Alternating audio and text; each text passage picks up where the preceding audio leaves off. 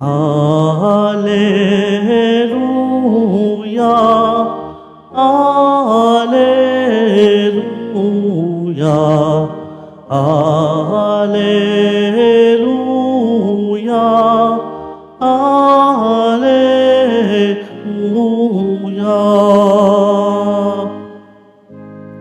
Ang salita mo'y liwanag, tanglaw sa aking paglakad, sa paghakbang sa iyong landas.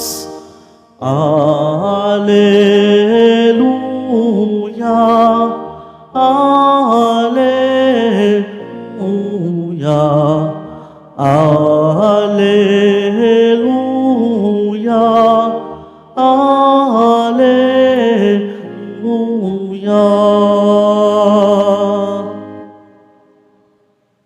Sumainyo ang Panginoon. At sumayo rin. Ang mabuting balita ng Panginoon ayon kay San Marcos. Papuri sa iyo, Panginoon. Noong panahong iyon, sinabi ni Jesus sa mga tao, "Sinisindihan ba ang ilawan para itago sa ilalim ng takalan o kaya sa ilalim ng higaan? Hindi ba upang ilagay sa talagang patungan? Walang nagtatago na di malalantad at lihim na di mabubunyag. Ang may pandinig ay makinig." At idinugtong pa niya, "Unawain ninyong mabuti ang inyong naririnig. Ang panukat na ginamit ninyo ay siya ring gagamitin sa inyo ng Diyos at higit pa.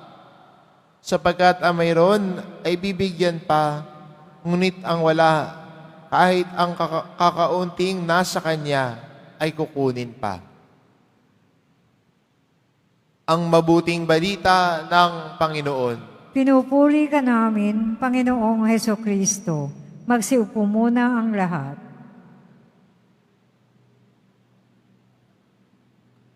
Madalas ginagamit ni Jesus ang talinhaga ng ilaw. At tinitignan din natin bilang Kristiyano at pinapahayag na si Jesus ay ang liwanag na dumating sa sanlibutan. At ito yung narinig natin sa Ebanghelyo ni San Juan. Ang liwanag na dumating sa sanlibutan na pumawi ng kadiliman. At bilang mga Kristiyano, tayo ay tagataglay din ng liwanag ni Kristo. Pero yung taglay na liwanag ni Kristo, sana hindi natin tinatago. Huwag ka mahiya maging isang Kristiyano.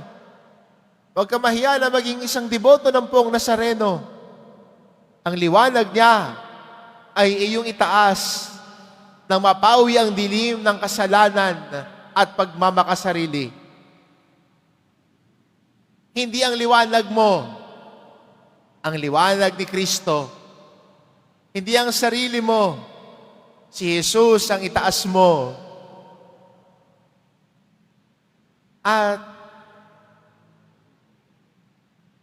ang ating ebanghelyo ay magandang paalala ng misyon din natin bilang isang simbahan.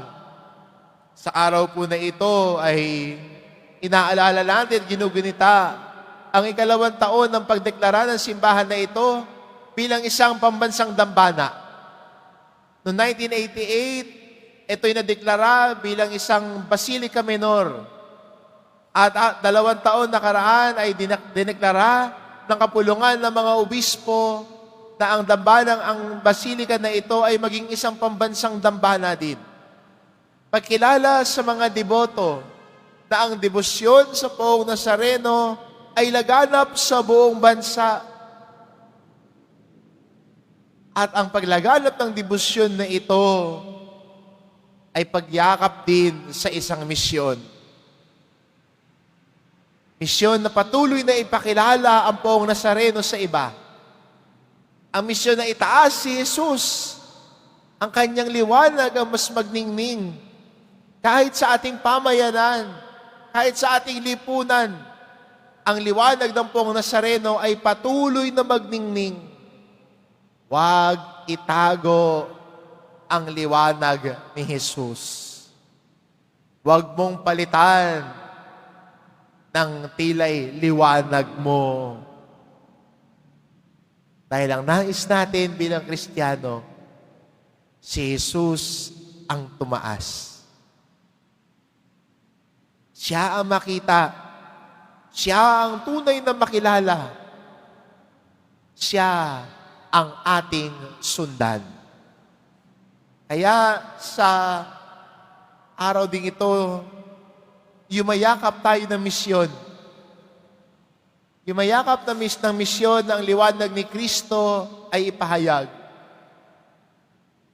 At ganoon din ang timbanang ito ay lumilingon ulit na maging tapat sa kanyang misyon na ang dambana ng Poong Nazareno ay maging tahanan ng bawat Pilipino.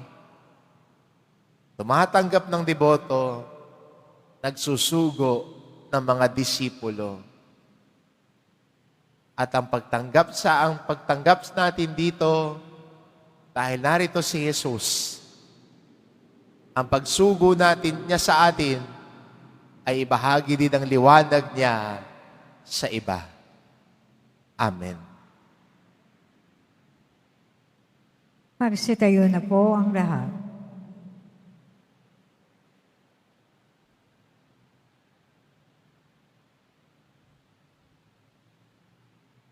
Minamahal ko mga kapatid, manalangin tayo sa Diyos, Ama ng liwanag, upang maging tapat tayo sa ating bukasyon na maging ilaw ng sanlibutan. Ang ating itugon, Ama ng kabutihan, liwanagan mo kami. Ama ng kabutihan, liwanagan mo kami. Ang ating simbahan, ang bayan ng Diyos, naway maging dakilang ilaw na nagliliwanag sa kadiliman ng ating mundo. Manalangin tayo. Ama ng kabutihan, liwanagan mo kami.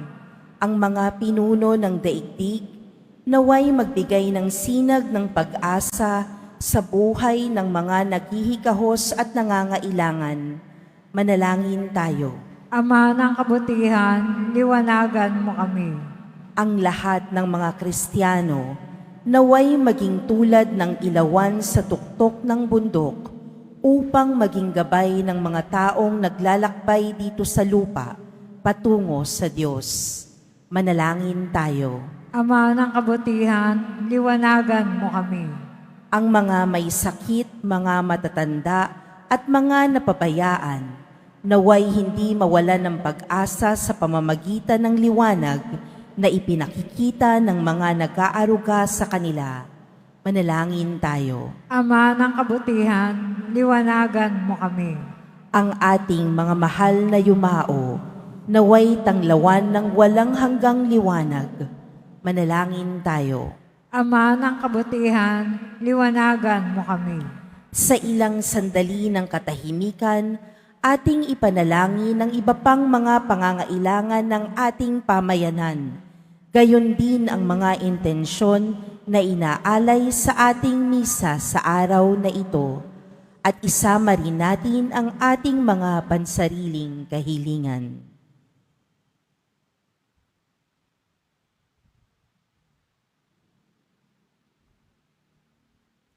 Manalangin tayo. Ama ng kabutihan, liwanagan mo kami. Ama naming Diyos, bigyan mo kami ng bagong kamulatan at lakas upang maitalaga namin ang aming sarili sa paglilingkod sa aming mga kapatid upang ang liwanag mo ang tumanglaw sa lahat. Hinihiling namin ito sa pamamagitan ni Kristong aming Panginoon. Amen. Magsiupo muna ang lahat.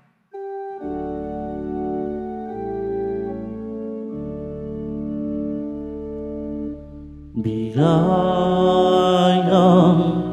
mula sa'yo na galing sa kamay mo, siyang handog namin, naway tanggapin mo.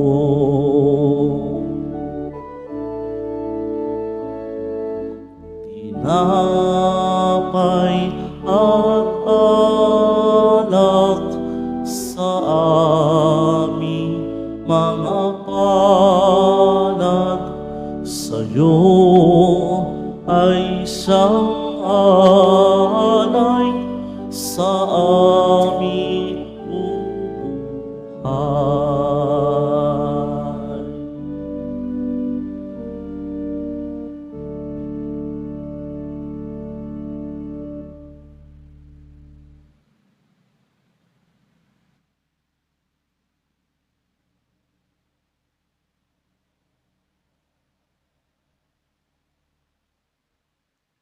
Magsitayo na po ang lahat.